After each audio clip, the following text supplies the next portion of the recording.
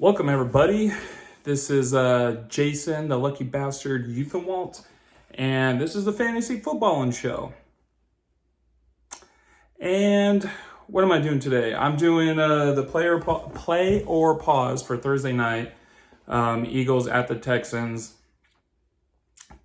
I got the Eagles. Not sure this video is going to get a lot of views, as I'm sure everybody who has an Eagle player is just going to play them. Right? But for the principle, for someone that you could blame results on if they do bad, I'm going to do this video.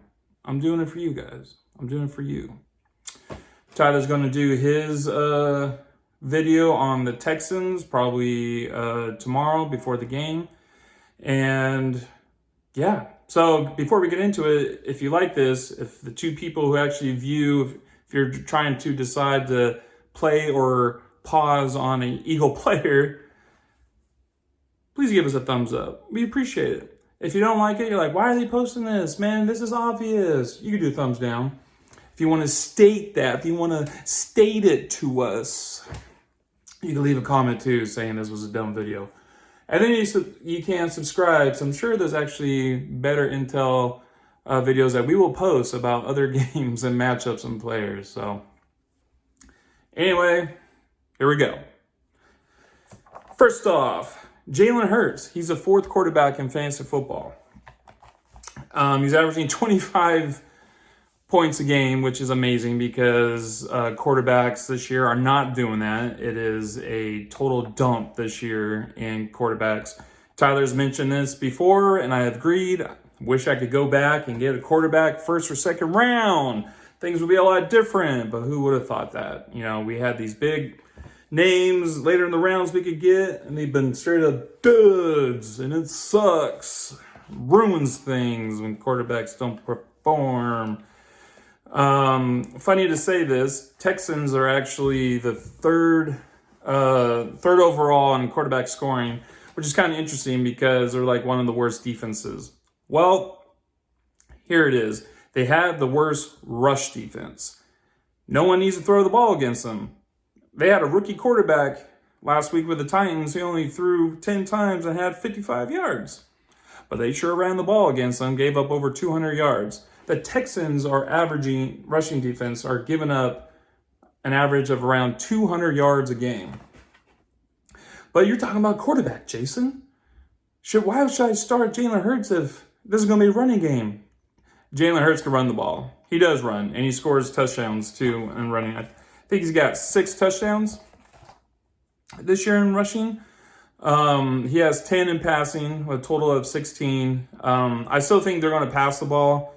He was dumping off to his wide receivers and tight ends in last week's games and did pretty well. I think he's going to do more. He's going to have more attempts of rushing this week. I think last week he only rushed the ball twice. Didn't really need to. He was doing everything through the air, but I think he's going to still do pretty well. He's probably going to end up with a rushing touchdown. He's probably going to have a passing touchdown too. If you have him, you already know. You see his numbers going up. How high is this guy's ceiling, right? I think he scored between like 35 and 40 points. I don't think that's his ceiling. The Eagles are playing so well. They're undefeated. I think this guy has a chance to get up and hit a 50 mark. I don't know about tonight. But there is a team that could stay with him in the game, and he actually has to play to his full potential. I think the Eagles, Jalen Hurts, ceiling can just be like, yeah, well, you got to play a player like that, right? So play him. All right, speaking of rushing and the Texans' rushing defense being straight up awful, Miles Sanders, you got to play him too. He's the 17th running back overall going against the worst rushing defense in the league. I mean, that sounds like a good matchup for him. You play him, RB number 1 for sure. Last week he had his lowest carries. I think he only had like 9 last week. If this guy gets 10 plus carries even 12, like 15, I think he's going to do enough damage and he's going to score you a lot of points. I think he's also going to get a touchdown here. So I would play him. So please, for my sake, play him. A.J. Brown, this dude's a stud. He's the 7th wide receiver overall. but he's going up against the sixth defense in scoring fantasy points from a wide receiver. Then again, like I said, people run the ball against the Texans. They don't really throw that much. I don't think it matters. I think Jalen Hurts is still going to throw that deep ball to A.J. Brown. I mean, the guy's a beast. He still gets a lot of targets. I believe he got around like 11 last week. Yeah, he had 11 last week in targets, and it doesn't matter if this guy is getting a short pass or a long pass. He could deliver on both. He could turn a short pass into a big gain. He could jump over defenders for a touchdown. I mean, he saw last week against the Steelers, he caught two touchdowns, he caught a touchdown with two defenders on him. He's even pointing them out. He's like, y'all need to send more. You need backup to your backups. I don't think there's enough people on the field to defend A.J. Brown. I don't know why the Titans let go of him or traded him. Anyway, he's a solid number one start, wide receiver one. And on the other side of the field, we got DeVonta Smith. I think he is golden flex receiver. I think you play him too. He averages 10 points a week. His lowest scoring was last week, but he still had 8 targets. So he only had a couple of catches, but he's still getting the targets. He still had 8 targets, and that's what you want. And with DeVonta Smith, he's also someone who could really stretch the field. He already has that year under his belt with Jalen Hurts. You know, they got that rapport. I think you still play him with your flex still averaging 10 points, with the possibility of getting you 20, 25 on a deep ball or one touchdown, right? I think you got to play him too. All right, next we're going to the tight end, Dallas Goedert. You go get some dirt. You're dirt. No, he's actually not dirt. He's actually pretty good. He averages like close to 9 points a game, and in this year's tight end wasteland, that is godlike, and that's what you want from a tight end, and he's been performing it. His lowest scoring was he had 3 points against Dallas. Other than that, he hasn't had anything lower than 7 points, and that's still pretty dang good. He's getting some targets too. He's getting between by playing this game, I think you're going to get between 6 to 7 targets, between 60 and 80 yards, his normal stuff, and you're just hoping he gets a touchdown too. But even if he doesn't, I think he's going to put up higher numbers than other tight ends that are out there. So he is a must play. Defense, of course, you're going to start the Eagles defense. They're number 2.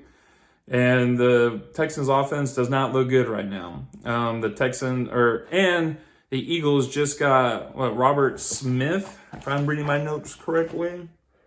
They just got Robert Smith, so their defense just got that much better.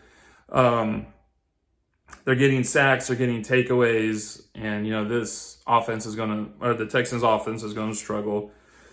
So play them. The only person I would say pause is their kicker, Jake Elliott, and that's just because the Eagles' offense is just so good. They don't end up stopping before the red zone and have to kick a field goal. They're scoring touchdowns.